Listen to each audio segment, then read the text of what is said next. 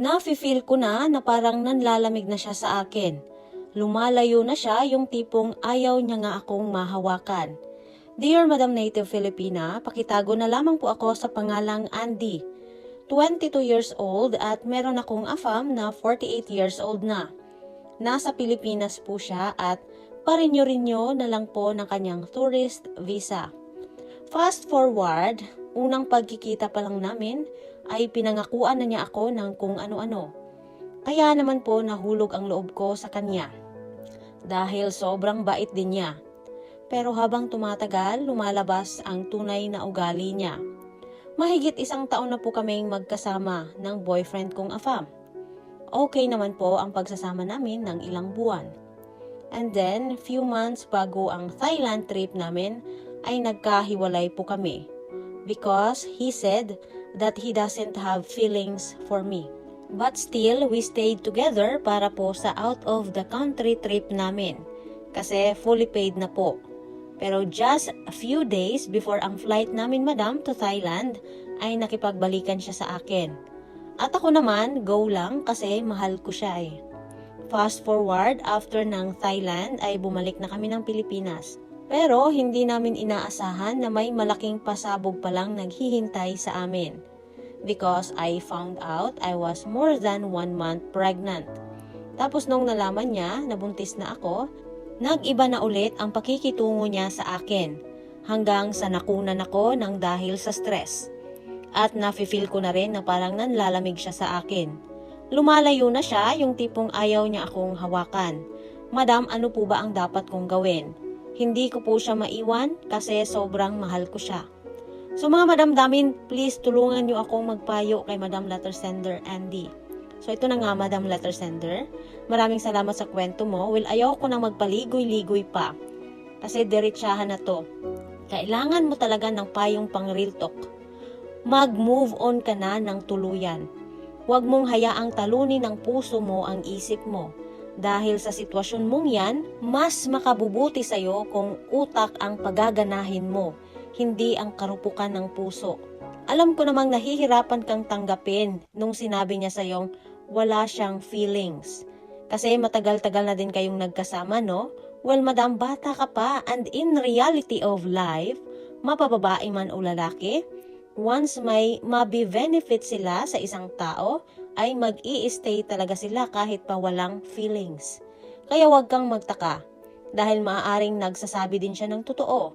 At kung meron mang konting pagmamahal, baka feeling niya hindi enough yun para magstay pa siya sa'yo ng matagal. Baka hindi siya masaya. Pero tanong ko lang madam, since ayaw kong maging one-sided din kahit naiinis ako kay Afam, kasi hindi ko naman alam ang mga dahilan ni Afam. So madam, kumusta ka naman bilang asawa figure sa kanya while nagsasama kayo? Masaya naman ba siya? Inaalagaan mo ba siya? Well, hindi ko naman sinasabing kailangan talagang alagaan sila, no? Pero kasi yung mga foreigner, nagmamarites din yan sila, no? Nagre-research din yan sila.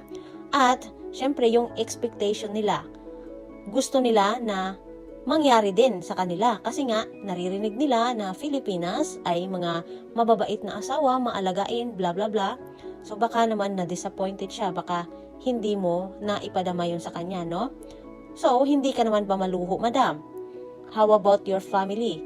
May mabuting relasyon din ba sila ng afam mo? Hindi naman ba nape-pressure ang afam mo pagdating sa family mo at sayo? Ask yourself, madam, kung kumusta ang performance mo in general. Dahil kung may sablay ka din, well, baka yun ang dahilan ni Afam kung bakit siya walang feelings sa'yo. At since bumalik siya, no, nakipagbalikan sa'yo, then he maybe realized something that he might be missing you or baka talagang mahal ka niya. But I don't care sa pagmamahal na yan. Basta ang gusto ko lang ipaabot sa'yo na gumising ka sa katotohanan na red flag siya. Hindi ka ba galit sa kanya na dahil sa sobrang stress mo, nawala ang sanay sanggol na isisilang mo. Nagbago siya, di ba, nung nalamang buntis ka? Ibig sabihin lang, ayaw niyang magkaroon ng obligasyon or hindi siya ready. I don't care. Iniisip ko lang, madam, na dahil nagbago siya nung nalamang buntis ka, baka naman talaga yung babaeng gusto niyang makasama ay para lang pangkama. Walang feelings at walang planong magbuo ng pamilya. So madam, kung wala siyang feeling sa'yo, then wag mong ipilit ang sarili mo. Dahil kung may pagmamahal siya, edi sana naging masaya siya nung nalamang magkakaanak na kayong dalawa. Madam, no, napakabata mo pa. At alam ko na kahit hindi mo pa sabihin sa akin, gusto mo ding magkaanak sa AFAM at magkaroon ng masayang pamilya. Kung tama ako, then please run. Dahil magiging miserable lang ang buhay mo kung makikisama ka sa taong walang pagmamahal sa'yo. Wag na wag mong ipipilit ang sitwasyong hindi itinadhana ni Lord sa'yo. Napakaganda mo at napakabata mo pa. Maghanap ka ng mas deserving, yung may future plans na kasama ka. Siguro yung mga pangako ni AFAM sa'yo ay matutupad niya yon sa babaeng mapipili niya. Pero sa'yo, hindi yun mangyayari kung wala siyang feelings. Kaya mag-move on ka na. Iwan mo na siya. Learn to value yourself.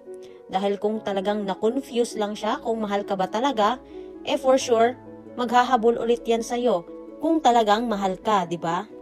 Please, wag mong iparamdam sa kanya na hindi mo siya kayang iwan dahil mamanipulahin ka niyan. Iwan mo na para mapatunayan mong may pagmamahal ba talaga siya sa'yo. Kung mahal mo pa ang sarili mo, utang na loob, lumayo ka na sa kanya. Baka mabuntis ka na naman at maulit ang iyong pinagdaanan. Mai-stress ka ulit at magiging sanhi na baka mawalang muli ang anak mo. Wake up, madam! Dapat mong tanggapin ang katotohanan na siya ay kasama sa bilang ng mga AFAM na hindi dapat pinanghihinayangan.